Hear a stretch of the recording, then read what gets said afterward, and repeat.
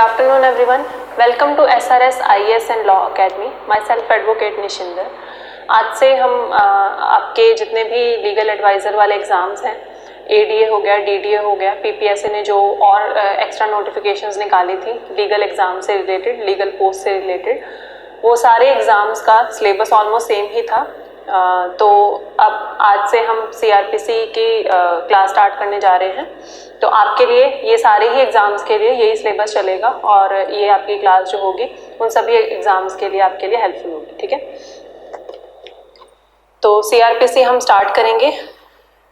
CRPC का आज का जो फर्स्ट टॉपिक है CRPC का वो दिया गया है सिलेबस में, jurisdiction, constitution and powers of criminal codes. ठीक है, और जो हमारा बेयर एक्ट है उसमें चैप्टर 1 है, सेक्शन 1 to 5 उसके साथ डील करता है. चैप्टर 2, चैप्टर 3, ये जो तीनों चैप्टर्स हैं ये उस टॉपिक में कवर होते हैं.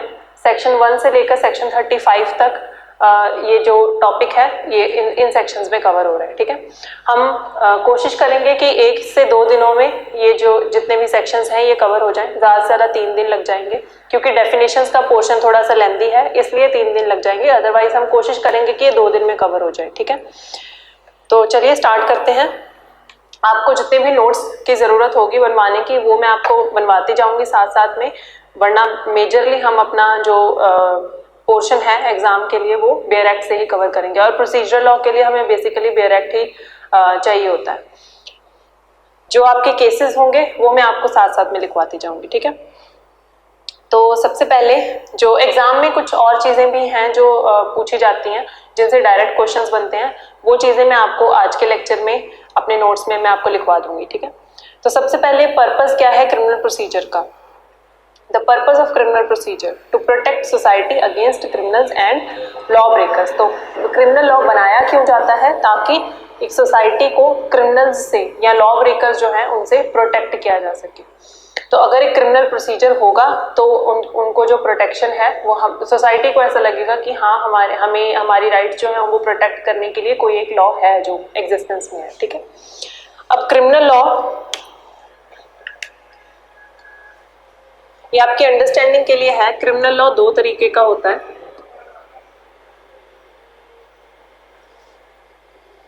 ये फ्लो चार्ट बना लो. सब्सटेंटिव, कई बार ऐसे इजी क्वेश्चंस भी एग्जाम में पूछ लिए जाते हैं.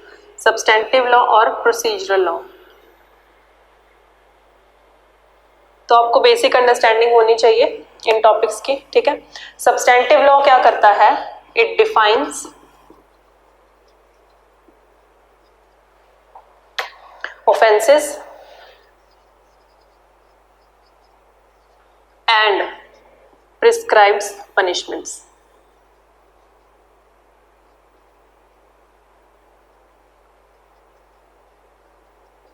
तो जो सब्सटेंटिव लॉ होता है वो ऑफेंसेस को डिफाइन करता है और जो भी ऑफेंसेस उसने डिफाइन किए गए हैं उनके साथ में ही वो पनिशमेंट को प्रिस्क्राइब कर देता है. ठीक है, जैसे IPC है. ठीक है, एक सब्सटेंटिव लॉ है. इसी तरीके से और भी ऐसे लॉज हैं जो सिर्फ डिफाइन ही कर रहे हैं ऑफेंसेस को और पनिशमेंट्स ही दे रहे हैं. अब IPC में देखो ऑफेंसेस डिफाइन तो कर दिए लेकिन उसका प्रोसीजर नहीं दिया गया है. वो प्रोसीजर हमें कहाँ मिलता है? CRPC में. ठीक है, तो प्रोसीजरल लॉ क्या है? प्रोसीजरल लॉ को एडजेक्टिव लॉ भी कहते हैं. अगर एग्जाम में आ जाए तो आपको पता होना चाहिए कि एडजेक्टिव लॉ क्या होता है.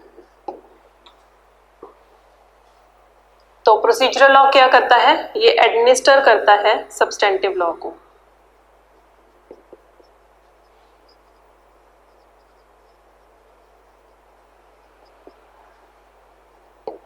अगर ये सब्सटेंटिव लॉ जो डिफाइन कर दी ऑफेंसेस और पनिशमेंट्स प्रिस्क्राइब कर दी, अगर ये सब्सटेंटिव लॉ बस ऐसे ही लिखा रह गया और कोई प्रोसीजर ना हुआ इसको इम्प्लीमेंट करने का, तो इस लॉ का भी कोई फायदा नहीं है. ठीक है, तो ये एक टूथलेस टाइगर हो जाएगा. इसीलिए प्रोसीजर लॉ बनाया गया है. ये दोनों साथ साथ में चलते हैं. इसमें सिर्फ प्रोसीजर दिया गया है कि सब्सटेंटिव लॉ ये जो ऑफेंसेस दे दिए गए हैं, पनिशमेंट दे दी गई हैं, उनको कैसे इम्प्लीमेंट करना है. ठीक है, तो वो सारा प्रोसीजर CRPC बताती है. तो अब CRPC में भी सिर्फ अगर प्रोसीजर ही हमारे पास हो, अगर ऑफेंसेस हैं क्या वो नहीं हमें पता हो, तो CRPC भी किसी काम की नहीं है. ठीक है, तो दोनों साथ साथ में चलते हैं, फिर जाकर एक क्रिमिनल लॉ, अच्छा क्रिमिनल लॉ बनता है. ठीक है, तो क्रिमिनल लॉ 2 तरीके का होता है, सब्सटेंटिव लॉ और प्रोसीजरल लॉ. प्रोसीजरल लॉ को एडजेक्टिव लॉ भी कहते हैं सीआरपीसी जो है वो प्रोसीजरल लॉ है, आईपीसी जो है वो सब्सटेंटिव लॉ है। ठीक है, ये फ्लो चार्ट आप बना सकते हो अपने नोट्स में। इसके बाद हम प्रीएम्बल से स्टार्ट करेंगे। प्रीएम्बल जो है वो कोई भी लॉ आप पढ़ो उसकी प्रीएम्बल बहुत इंपॉर्टेंट है। प्रीएम्बल कभी भी इग्नोर करके नहीं जाना। डायरेक्ट बच्चे क्या करते हैं कि सेक्शन 1 से सेक्शन 2 से ऐसे पढ़ना स्टार्ट कर देते हैं। ठीक है, ये गलती नहीं करनी, प्रीएम्बल से पढ़ना है, क्योंकि प्रीएम्बल से क्वेश्चंस पूछ लिए जाते हैं। मैंने अभी 2018 का शायद एग्जाम आया था, उसमें मैंने देखा था कि उन्होंने आईपीसी की प्रीएम्बल से क्वेश्चन पूछा हुआ था कि जो आईपीसी की प्रीएम्बल है वो क्या कॉन्स्टिट्यूट करती है, तो वो जनरल पीनल कोड बता रही है या कोई और, वो 2-3 ऑप्शंस दिए गए थे। तो इस तरीके से वो प्रीएम्बल से भी क्वेश्चन पूछ सकते हैं। ठीक है, तो प्रीएम्बल में जो वर्ड्स दिए गए हैं उन पर ध्यान रखना है कि प्रीएम्बल कौन से वर्ड्स को यूज कर रही है। अब जो सीआरपीसी की प्रीएम्बल है वो वर्ड्स यूज कर रही है an act to consolidate and amend.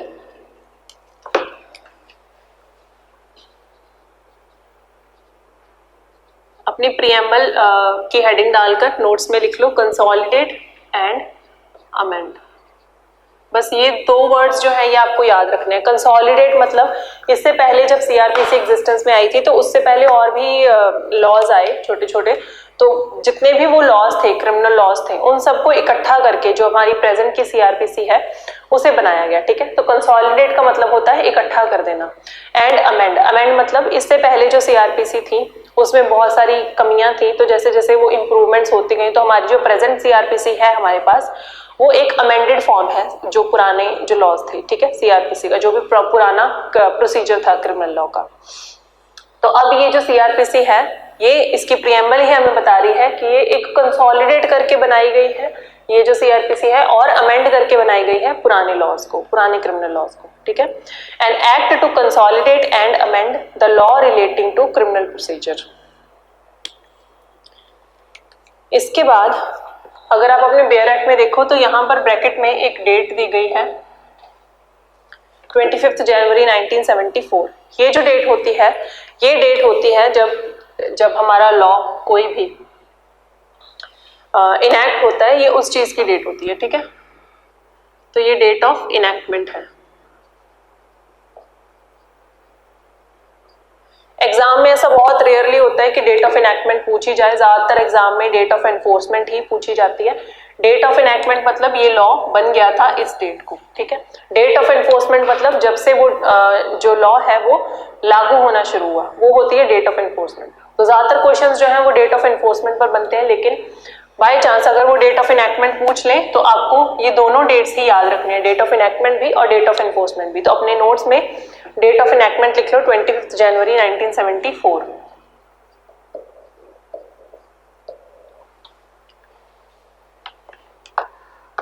इसके बाद जो क्वेश्चन आपसे आमतौर पर पूछा जाता है कि जो सीआरपीसी है वो एग्जॉस्टिव है या नहीं है। ठीक है, या कोई भी लॉ, किसी भी लॉ, अगर हम जो भी लॉ हम पढ़ना स्टार्ट करते हैं उसमें आपसे ये क्वेश्चंस पूछ लिए जाते हैं, और ये डायरेक्ट क्वेश्चंस हैं। ठीक है, कि सीआरपीसी प्रोसीजरल है या नहीं है, सीआरपीसी एग्जॉस्टिव है या नहीं है, या इसकी प्रीएम्बल क्या कहती है, इसकी डेट ऑफ इनैक्टमेंट या डेट ऑफ एनफोर्समेंट क्या है। ये 4-5 जो क्वेश्चंस होते हैं ये हर एक लॉ के आप याद रख लो। ठीक है, और अपने नोट्स में भी एक जगह पर इकट्ठे करके रख लो।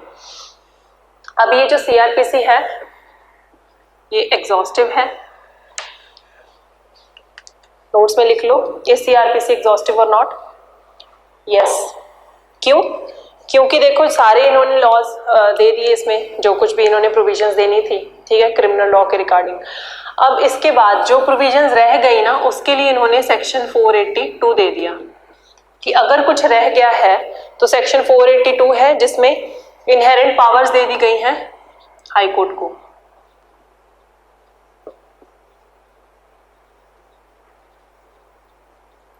तो इस तरीके से सिर्फ इस एक सेक्शन के ऐड हो जाने की वजह से जो सीआरपीसी है वो एग्जॉस्टिव होगी, कि हमने सब कुछ लिखने की कोशिश की है कोड में, लेकिन अगर कुछ रह गया है तो हम एक सेक्शन 482 बना रहे हैं जो कि इनहेरेंट पावर्स दे रहे हैं हाई कोर्ट को कि कुछ मामलों को हाई कोर्ट देख ले। ठीक है, तो जितना भी बचा खुचा कुछ रह गया था वो यहाँ पर कवर हो गया 482 में, इसलिए ये एग्जॉस्टिव है।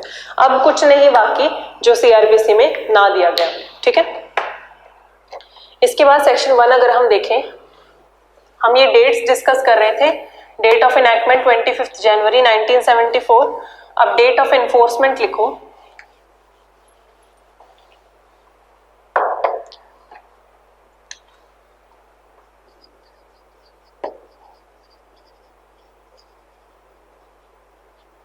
डेट ऑफ एनफोर्समेंट मतलब जिस दिन से सीआरपीसी लागू होगी, ठीक है।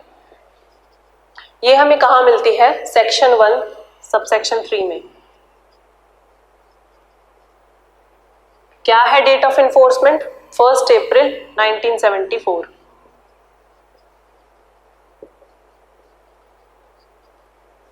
इससे पहले कि आप अपना लॉ पढ़ने भी बैठो, जो आप अपने बेयर एक्ट में देखना, जहां से प्रोविजन स्टार्ट होती हैं, इसके पीछे कोड ऑफ क्रिमिनल प्रोसीजर 1973, इसकी इंट्रोडक्शन दी गई है, statement of object and reasons दिए गए हैं, ठीक है। इसे एक रीड जरूर दे लेना। कई बार यहाँ से क्वेश्चंस पूछ लिए जाते हैं, बहुत कम चांसेस होते हैं यहाँ से क्वेश्चन आने के, लेकिन फिर भी इसे पढ़ लेना, आपको अंडरस्टैंडिंग के लिए भी इजी रहेगा। और यहाँ से अगर इन केस कोई क्वेश्चन बन जाता है तो वो भी आपके लिए फायदेमंद होगा, ठीक है। तो इसे एक रीड दे लेना। इसके बाद डेट ऑफ एनफोर्समेंट होगी। इसके बाद हम देखते हैं कि आईपीसी के ऑब्जेक्ट्स और रीजंस क्या है, ठीक है, कि किस लिए आईपीसी बनाई गई, सीआरपीसी बनाई गई है, sorry.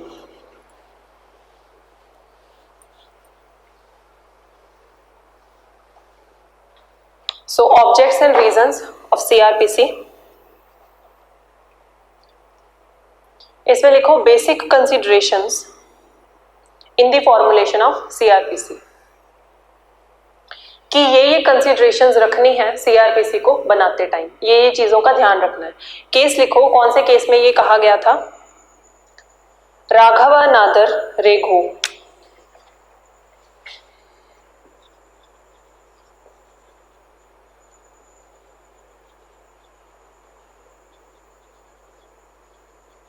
Versus state of Kerala. -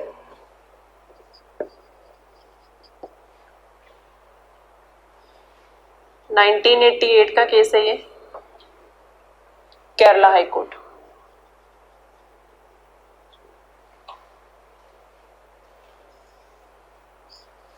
इस केस में 3 पॉइंट्स हैं जो दिए गए थे, और यही 3 पॉइंट्स हमारा जो ऑब्जेक्ट और रीजंस हैं सीआरपीसी के, उनको भी बता रहे हैं, ठीक है।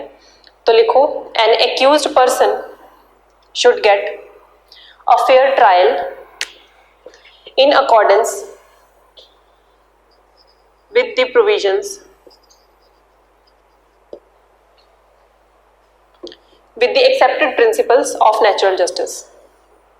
An accused person should get a fair trial in accordance with the accepted principles of natural justice. ठीक है, तो फर्स्ट चीज हो गई हमारा फेयर ट्रायल। तो सीआरपीसी कोशिश करेगी कि हर एक पर्सन को फेयर ट्रायल मिले। एवरी एफर्ट, सेकेंड लिखो, every effort should be made to avoid delay in investigation and trial.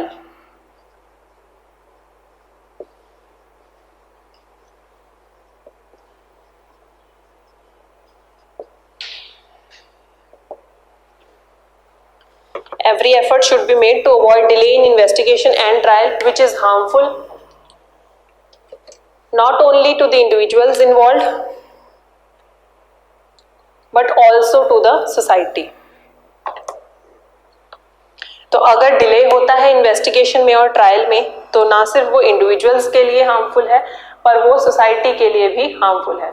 Society के लिए कैसे हार्मफुल है कि अगर डिले हो रहा है इन्वेस्टिगेशन में, तो वो जो एक्यूज्ड है वो बाहर ही घूम रहे हैं, ठीक है, आधे से ज़्यादा एक्यूज्ड बाहर हैं, वो सबका नाम नहीं आया है इन्वेस्टिगेशन में सामने, तो जो जितने भी एक्यूज्ड हैं वो बाहर घूम रहे हैं, तो वो सोसाइटी के लिए खतरा ही है एक तरीके से, ठीक है। थर्ड लिखो, the procedure should to the utmost extent possible ensure fair deal to the poorer sections of the society। तो हमारा जो क्रिमिनल लॉ है वो ना सिर्फ नॉर्मल एक सोसाइटी के लिए अच्छा हो, बल्कि जो पुअरर सेक्शन है उनको भी न्याय मिल पाए। ठीक है, तो हमने सीआरपीसी को इस तरीके से फॉर्मुलेट किया है कि फेयर ट्रायल मिले एक्यूज्ड को, ये ना हो कि हम पहले ही उसे एक्यूज्ड को गिल्टी मानकर सब कुछ उसके अगेंस्ट मान लें। ठीक है, उसे फेयर ट्रायल मौका मिलना चाहिए, उसे अपनी इनोसेंस प्रूव करने का। डिले अवॉइड करना है इन्वेस्टिगेशन में और ट्रायल में, जितनी जल्दी हो सके हमें जस्टिस प्रोवाइड करवाने की कोशिश करनी है।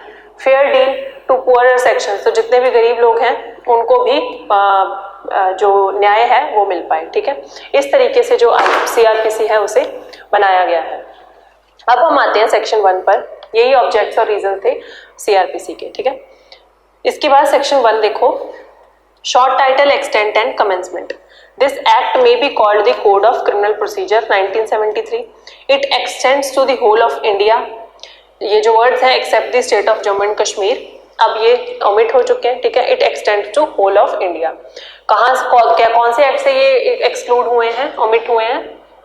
जम्मू एंड कश्मीर,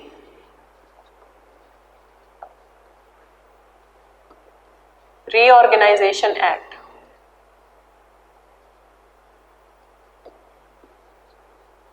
2019। ठीक है, इस एक्ट के थ्रू ये जो वर्ड्स हैं ये ओमिट हो चुके हैं, except the state of Jammu and Kashmir. ठीक है, एग्जाम में बहुत 2019 के बाद से एग्जाम हुआ नहीं है, तो 2-3 साल हो गए एग्जाम नहीं हुआ, तो ये क्वेश्चन आपका हो सकता है कि एग्जाम में आ जाए, पूछ ले वो आपसे। ठीक है, तो इस एक्ट का नाम याद रख लेना।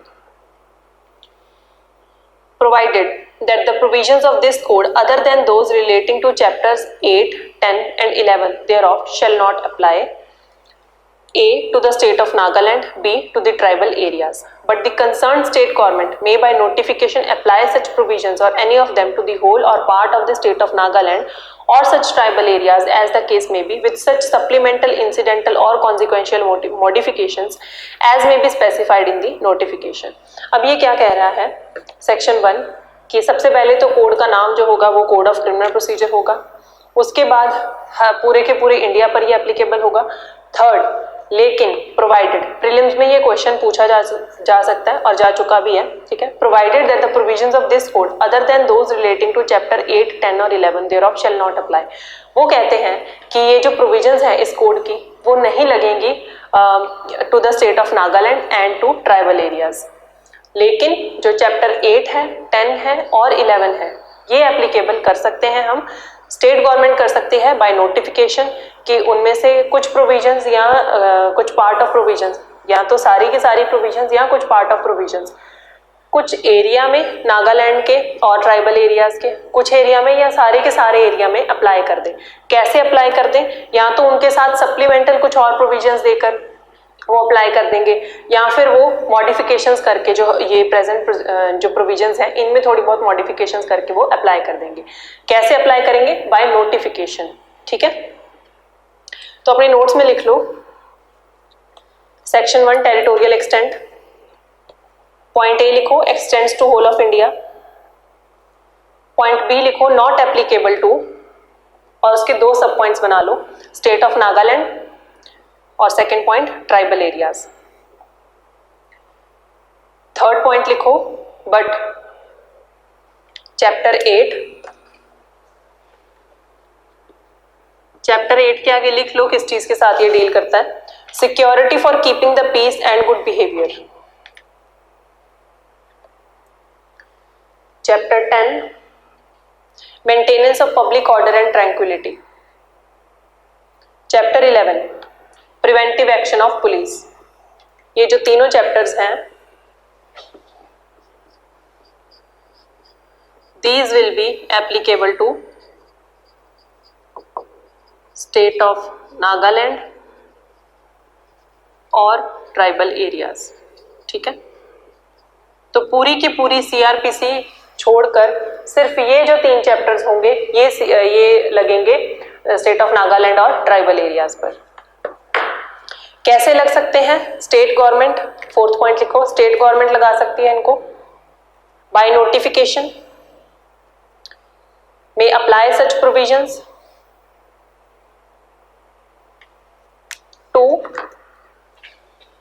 टू के आगे ऐसे 2 पॉइंट्स बनाकर लिख लो, होल और part of, whole Nagaland,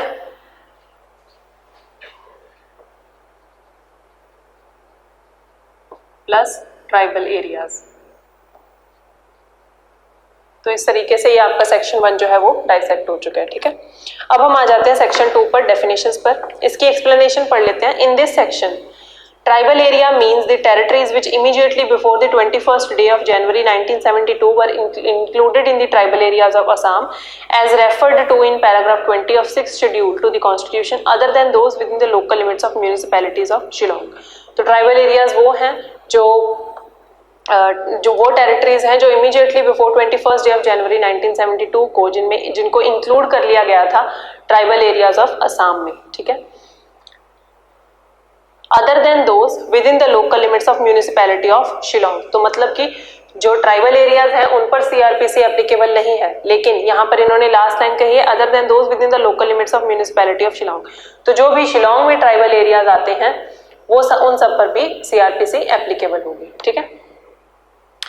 third है subsection 3, it shall come into force on 1st day of April 1974। तो जो सीआरपीसी है वो फोर्स में आ जाएगी 1st डे ऑफ अप्रैल 1974 से, ठीक है। डेट ऑफ एनफोर्समेंट इसकी है। इसके बाद आ जाओ डेफिनेशंस पर।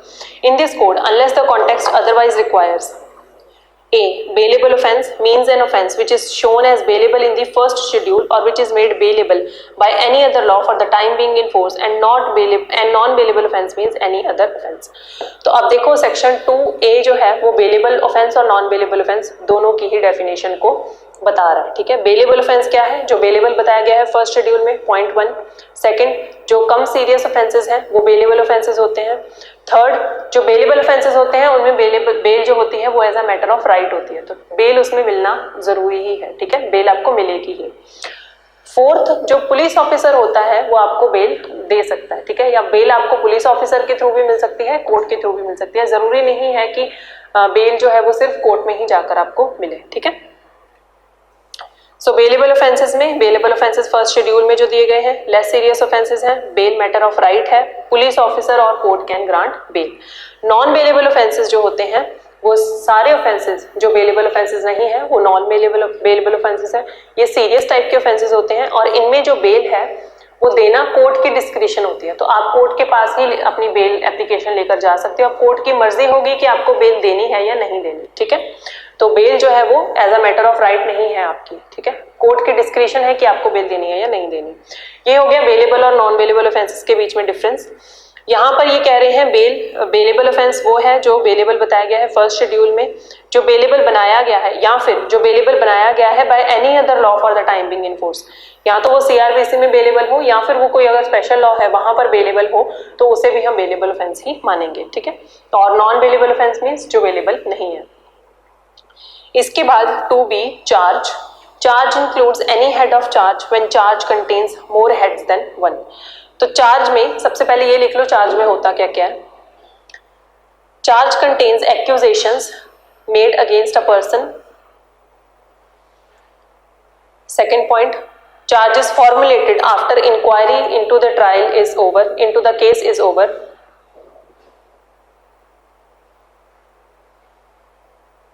Third, in summary trial, comma summons case or summons case trial.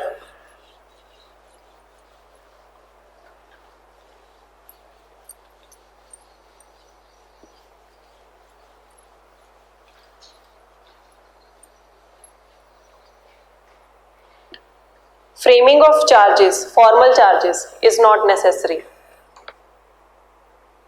In warrants case, it is necessary. ठीक है। तो चार्ज क्या होता है? चार्ज में एक्यूजेशंस दी गई होती हैं जो एक पर्सन के अगेंस्ट लगाई गई हैं। ये फॉर्मुलेट किया जाता है after inquiry to the case is over. देखो क्रिमिनल लॉ में, सीआरपीसी में जो हम देखते हैं, सबसे पहली जो स्टेज होती है वो इन्वेस्टिगेशन की होती है। पुलिस इन्वेस्टिगेशन करेगी, फिर इंक्वायरी होती है जो मैजिस्ट्रेट करते हैं और उसके बाद ट्रायल होता है। और ट्रायल स्टार्ट कहां से होता है? फ्रेमिंग ऑफ चार्जेस से,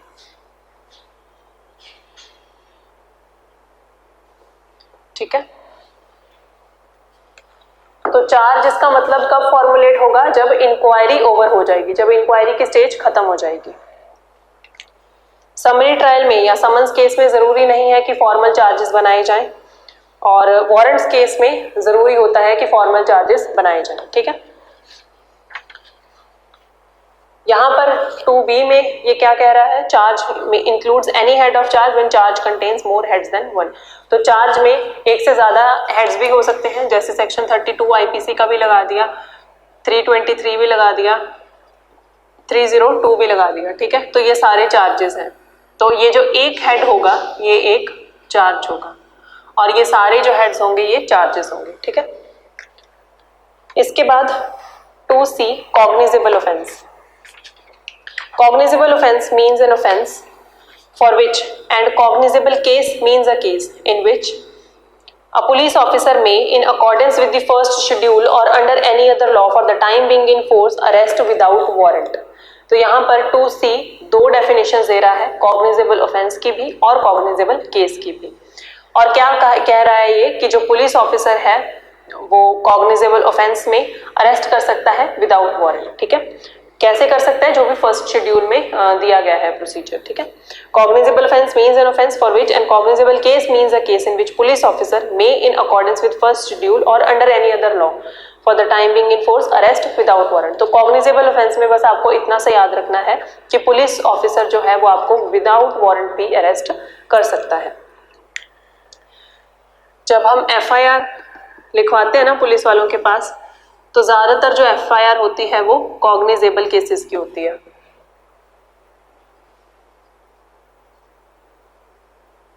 पुलिस ऑफिसर जब आपकी कहानी सुनते हैं, जब आप कंप्लेंट लेकर जाते हो अपनी, तो वो देखते हैं कि जो आपका केस है वो कॉग्निजेबल ऑफेंस बन रहा है या नहीं बन रहा। अगर वो कॉग्निजेबल ऑफेंस होता है तो फिर वो FIR लिख लेते हैं। ठीक है, अगर वो नॉन कॉग्निजेबल की कैटेगरी में फॉल करता है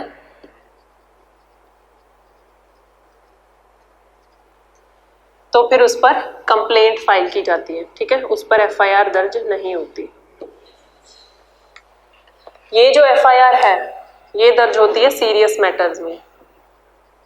ठीक है, ये जो थोड़े कम सीरियस मैटर्स होते हैं उन पर कंप्लेंट फाइल होती है।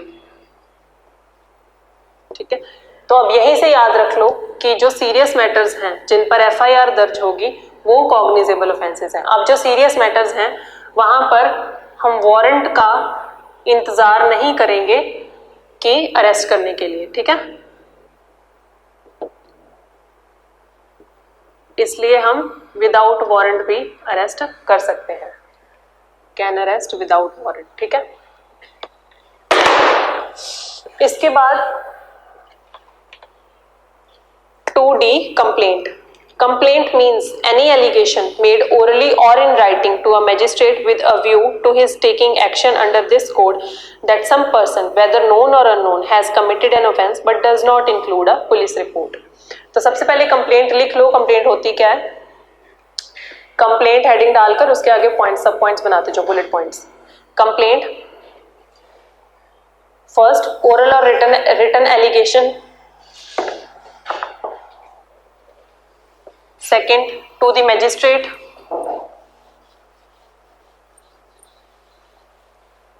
third with a view that the magistrate should take action,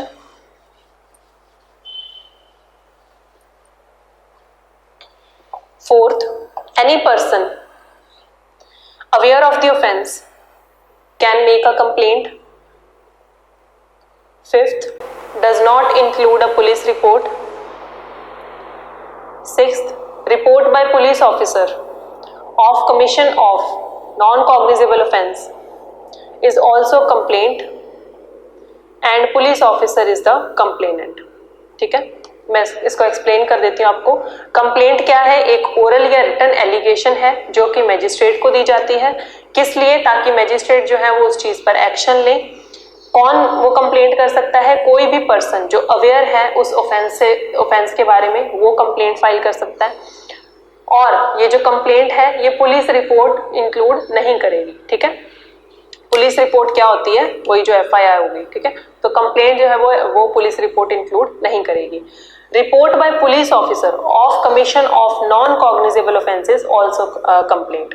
तो अगर पुलिस ऑफिसर ने FIR दर्ज नहीं की, ठीक है, क्योंकि वो नॉन कॉग्निजेबल केस था।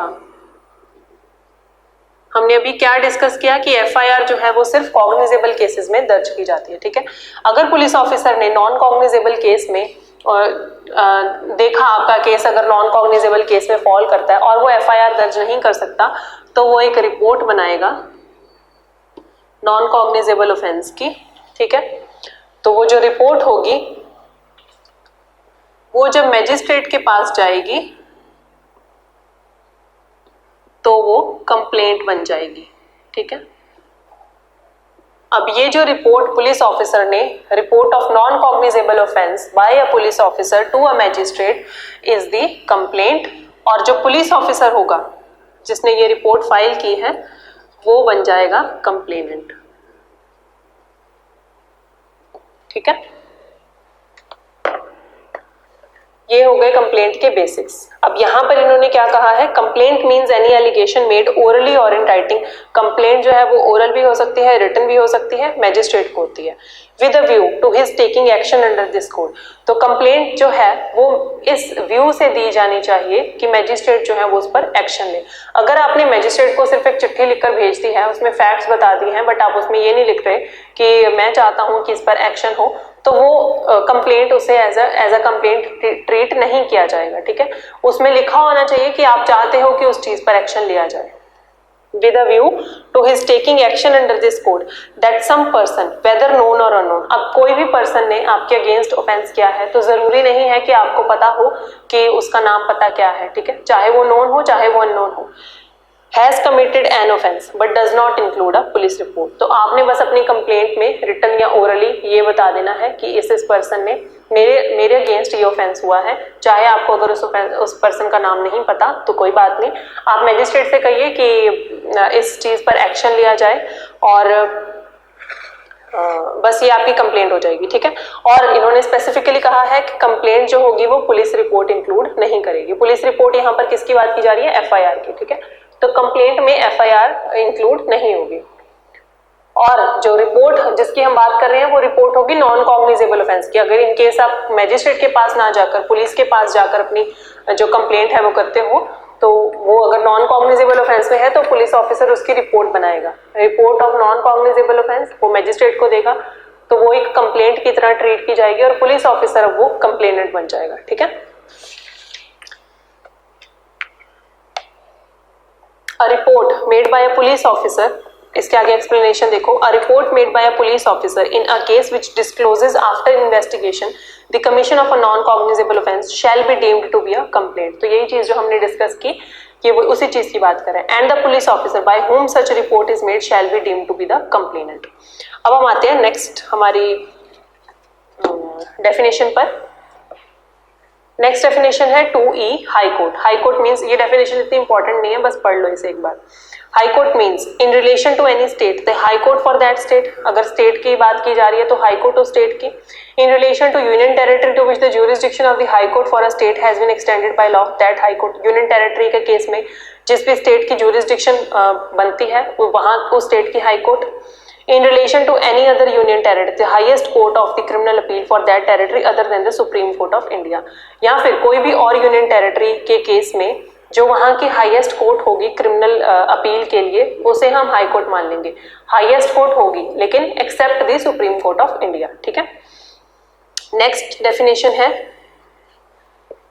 2F India means the territories to which this code extends. तो इंडिया हर एक वो टेरिटरी जहाँ पर ये कोड एक्सटेंड करता है। तो अगर स्टेट ऑफ नागालैंड में और ट्राइबल एरियाज में अगर स्टेट ने बाय नोटिफिकेशन अगर CRPC को अप्लाई करवाया है तो वो भी इंडिया की डेफिनेशन में ही फॉल करेगा, ठीक है। चाहे हम सेक्शन 1 में ये पढ़ रहे हैं कि जनरल रूल क्या है कि जो नागालैंड है और ट्राइबल एरियाज है वहां पर ये कोड अप्लाई नहीं करेगा, एक्सेप्ट कौन से चैप्टर्स, चैप्टर 8, 10 और 11। Then 2G inquiry। Inquiry means every inquiry other than a trial conducted under this code by a magistrate or court। तो इंक्वायरी क्या है, कोई भी इंक्वायरी ट्रायल के अलावा जो कंडक्ट करवाई जा रही है बाय मैजिस्ट्रेट और कोर्ट। इसमें दो तीन चीजें समझो। जो मैंने आपको बताया था कि 3 स्टेजेस होती हैं, इन्वेस्टिगेशन, इंक्वायरी और ट्रायल, ठीक है। इन्वेस्टिगेशन जो होती है वो फर्स्ट स्टेज होती है, इंक्वायरी जो होती है वो सेकंड स्टेज होती है और ट्रायल जो होता है वो थर्ड स्टेज होता है। ये अपने नोट्स में लिख लो, इन्वेस्टिगेशन, इंक्वायरी, ट्रायल। इनके बीच में आपको थोड़ा सा बेसिक डिफरेंस भी पता होना चाहिए। ये फर्स्ट स्टेज है, ये सेकंड स्टेज है और ये थर्ड स्टेज है, ठीक है। जो इन्वेस्टिगेशन होती है वो पुलिस ऑफिसर करता है, ठीक है, और जो इंक्वायरी होती है वो मैजिस्ट्रेट या कोर्ट करती है। इसके अलावा इन्वेस्टिगेशन में क्या होता है, कलेक्शन ऑफ एविडेंस। पुलिस सारे एविडेंसेस इकट्ठे करेगी। ये किस लिए की जाती है, इंक्वायरी किस लिए होती है कि सिर्फ कुछ फैक्ट्स ट्रू हैं या फॉल्स उनको जानने के लिए।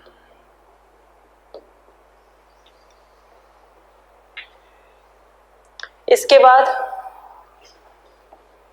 ये जो है ये जुडिशियल प्रोसीडिंग नहीं है। ये क्वेश्चन आपसे पूछा भी जा सकता है, is investigation a judicial proceeding? No, it's not a judicial proceeding, ठीक है। ये जुडिशियल प्रोसीडिंग नहीं है, ये जो है ये जुडिशियल प्रोसीडिंग है।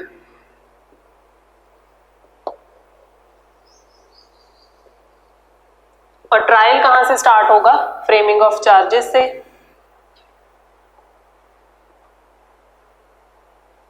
फिर इसमें चीफ होगा, एग्जामिनेशन इन चीफ, फिर इसमें क्रॉस एग्जामिनेशन होगा और उसके बाद डिसीजन आएगा, ठीक है, जजमेंट आएगी, चाहे कन्विक्शन होगी चाहे एक्विटल होगा।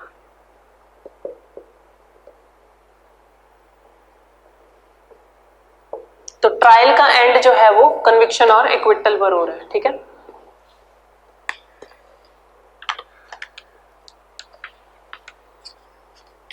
तो इसीलिए अब इन्होंने कहा inquiry means every inquiry other than a trial conducted in this court by a magistrate और कोर्ट। तो किसने कंडक्ट की इंक्वायरी, मैजिस्ट्रेट ने या कोर्ट ने। इंक्वायरी ट्रायल क्यों नहीं है, क्योंकि ये ट्रायल के पहले वाली स्टेज है, ठीक है।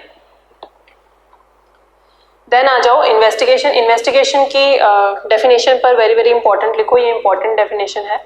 Investigation includes all the proceedings under this code for the collection of evidence conducted by a police officer. Police officer, collection of evidence, ठीक है, कंडक्टेड बाय पुलिस ऑफिसर और by any person other than a magistrate. अब ये जो police officer, इसके अलावा any other person भी investigate कर सकता है, ठीक है।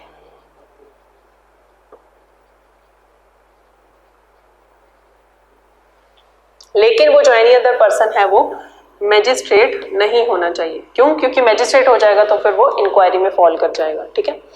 Investigation includes all the proceedings under this code for the collection of evidence conducted by a police officer or by any person other than a magistrate who is authorized by a magistrate in this behalf। तो ये जो other person है ये authorized by magistrate भी होना चाहिए।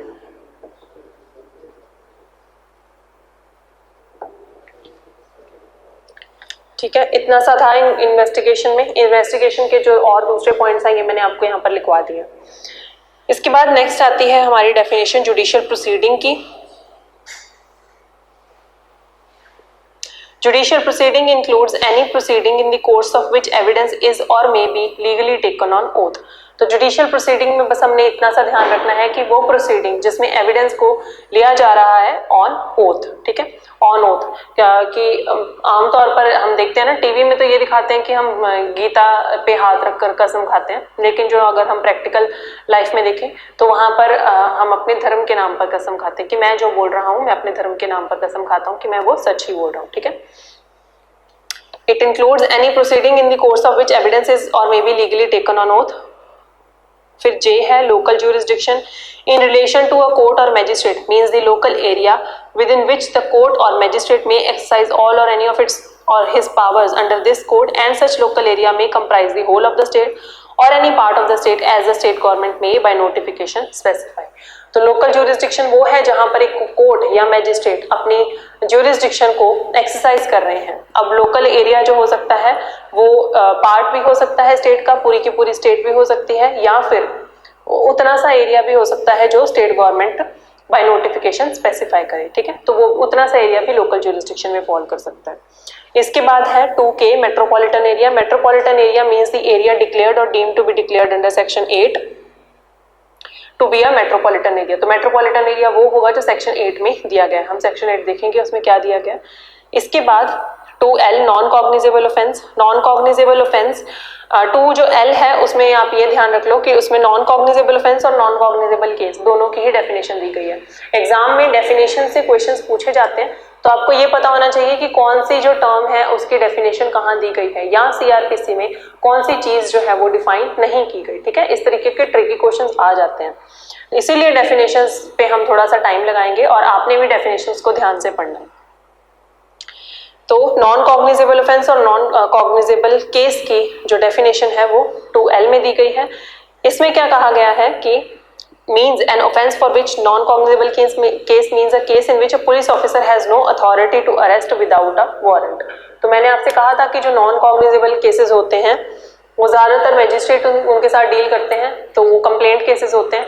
और दूसरी बात कि वो थोड़े से कम सीरियस ऑफेंसेस होते हैं. तो जो कम सीरियस ऑफेंसेस हैं वहाँ पर हमारे पास टाइम है कि हम वारंट ले आए. ठीक है, मैजिस्ट्रेट से वारंट साइन करवा कर ले आए. तो जो वारंट होगा उसके अलावा अरेस्ट नहीं हो सकता. No authority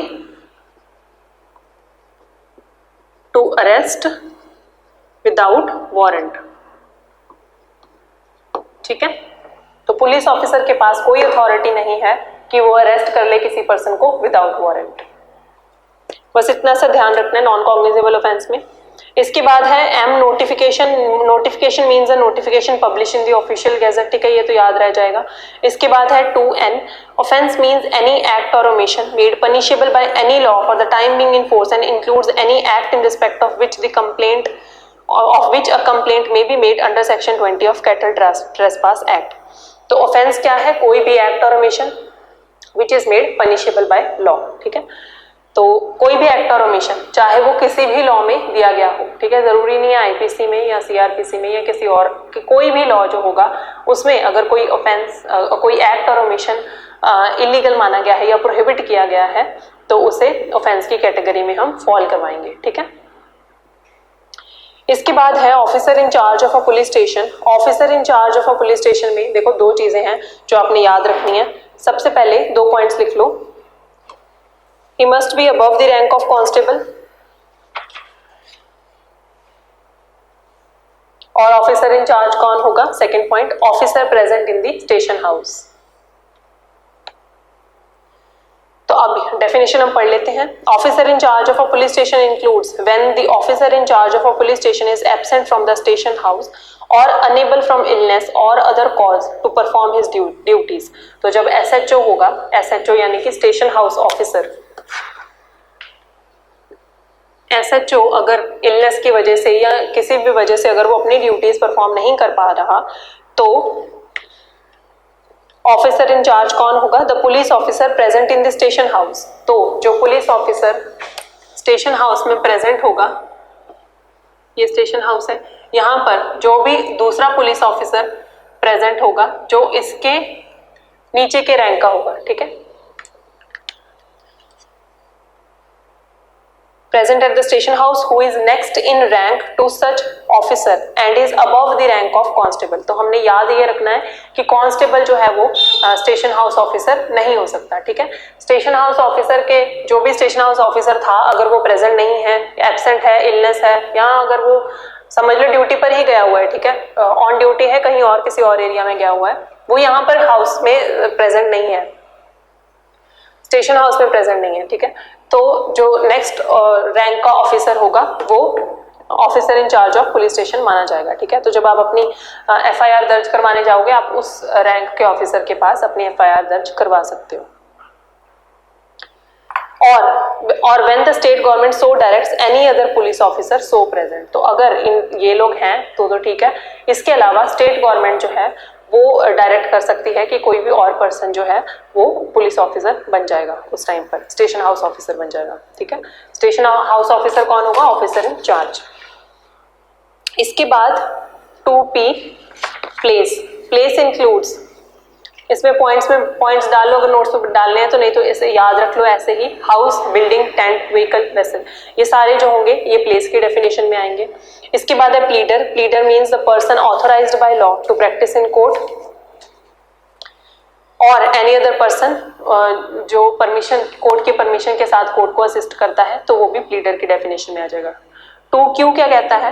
pleader when used with reference to any proceeding in any court means a person authorised by or under any law for the time being in force to practise in such court, तो वो person जो authorised by law है कि वो practice कर सके उस court में, and includes any other person appointed with the permission of the court to act in such proceeding, तो या तो वो ऑथराइज्ड बाय लॉ हो या फिर उसने कोर्ट की परमिशन के साथ प्रोसीड कर, कोर्ट की परमिशन ली हो कि वो प्रोसीड करे उस केस में। ठीक है, तो वो प्लीडर मान लिया जाएगा। इसके बाद 2R police report means a report forwarded by a police officer to a magistrate under subsection 2 of section 173, तो पुलिस रिपोर्ट वो है जो पुलिस रिपोर्ट फॉरवर्ड करता है, पुलिस ऑफिसर फॉरवर्ड करता है मैजिस्ट्रेट को अंडर सेक्शन 173 सबसेक्शन 2। कौन सी रिपोर्ट होती है? वो जो इन्वेस्टिगेशन के बाद जो रिपोर्ट देता है। ठीक है, पुलिस ऑफिसर।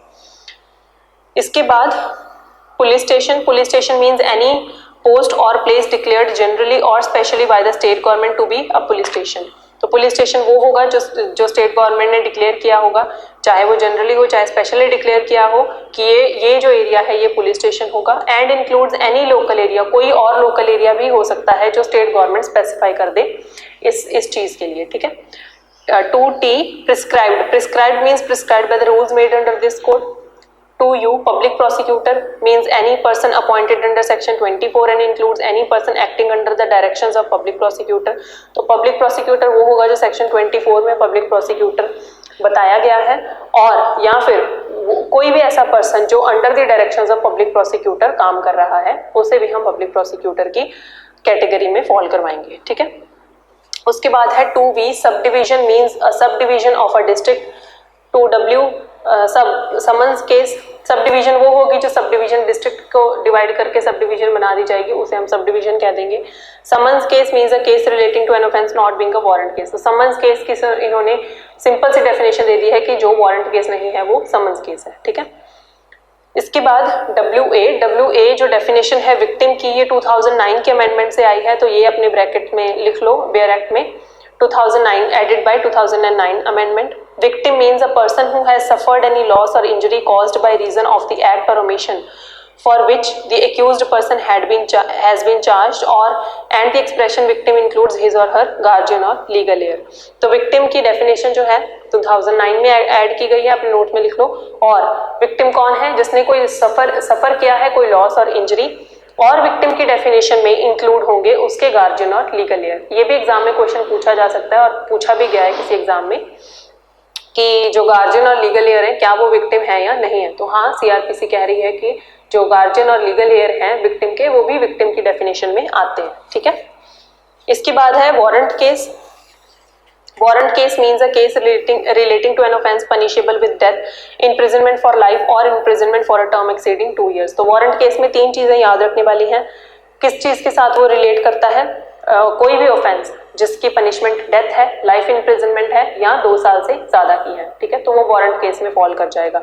तो अब इन्होंने कहा था कि समन्स केस वो है जो वारंट केस नहीं है, इसका मतलब समन केस वो है जो 2 साल के अंदर अंदर जिसकी पनिशमेंट की जो टर्म है वो 2 साल के अंदर अंदर तक की है। ठीक है, इसके बाद words and expressions used here in and not defined but defined in the Indian penal code have the meanings respectively assigned to them in that code. तो मतलब कि IPC में अगर कुछ डेफिनेशंस दे दी गई हैं और वो डेफिनेशंस यहाँ पर डिफाइन नहीं की गई, तो हम CRPC में वही डेफिनेशंस अप्लाई करेंगे जो IPC में दी गई हैं। ठीक है, इसके बाद अब क्योंकि लेक्चर का टाइम ओवर होने वाला है तो हम सेक्शन 3 से नेक्स्ट लेक्चर में कंटिन्यू करेंगे। अपनी डेफिनेशंस ध्यान से पढ़ना, और इम्पॉर्टेंट डेफिनेशंस जो हैं वो है विक्टिम की डेफिनेशन इंपॉर्टेंट है, वारंट केस समन केस की डेफिनेशन इंपॉर्टेंट है, इसके अलावा जुडिशियल प्रोसीडिंग की डेफिनेशन इंपॉर्टेंट है, inquiry, investigation, non cognizable offence, the metropolitan area, officer in charge of police station, ये सारी डेफिनेशन जो है ये इंपॉर्टेंट है, ठीक है। Bailable offence, charge, cognizable offence, complaint, ये वाली डेफिनेशन जो है ये इंपॉर्टेंट है, इनको ध्यान से पढ़ना। और इनके जो सबसेक्शंस हैं, जो क्लॉजेस हैं, कौन सी डेफिनेशन कौन से क्लॉज में फॉल करती है, ये क्लॉजेस भी याद कर लेना, कई बार वो डायरेक्ट क्वेश्चन इसी तरीके से पूछ लेते हैं, ठीक है। तो we will continue tomorrow. Thank you so much.